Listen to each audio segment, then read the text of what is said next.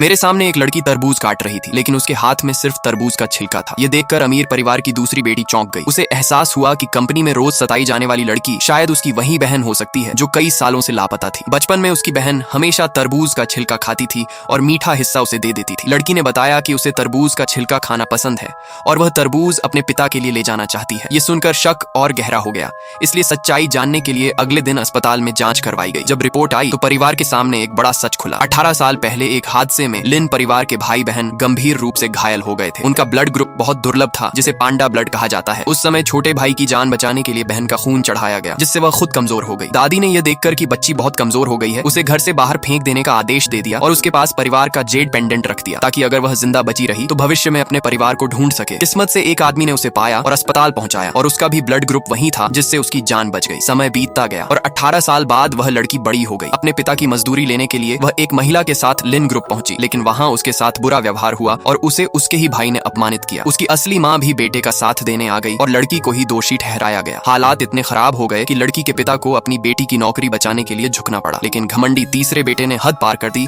और पैसे देने के लिए पिता को खिड़की से कूदने तक को मजबूर कर दिया। मजबूरी में पिता ने अपनी जान जोखिम में डाल दी। घर लौटने के बाद पिता ने सच्चाई बताई कि वह उसकी असली बेटी नहीं है, बल्कि 18 साल पहले उसे पाया था। उन्होंने उसे उसके पुराने सामान दिए और कहा कि वह जेड पेंडेंट और फोटो के जरिए अपने असली परिवार को ढूंढ सकती है। साथ ही उन्होंने समझाया कि उसके असली माता पिता ने उसे मजबूरी में छोड़ा होगा। उधर असली परिवार में भी बहन की याद जिंदा थी। वे मानते थे कि अगर वह होती तो सबसे काबिल होती। इसी बीच एक पारिवारिक डिनर में फिर से तनाव पैदा हो गया, लेकिन इस बार बड़ी और दूसरी बहन समय पर पहुंच गईं और हालात संभाल लिए। घटना के बाद जेड पेंडेंट मिलने से सबको शक हुआ कि वही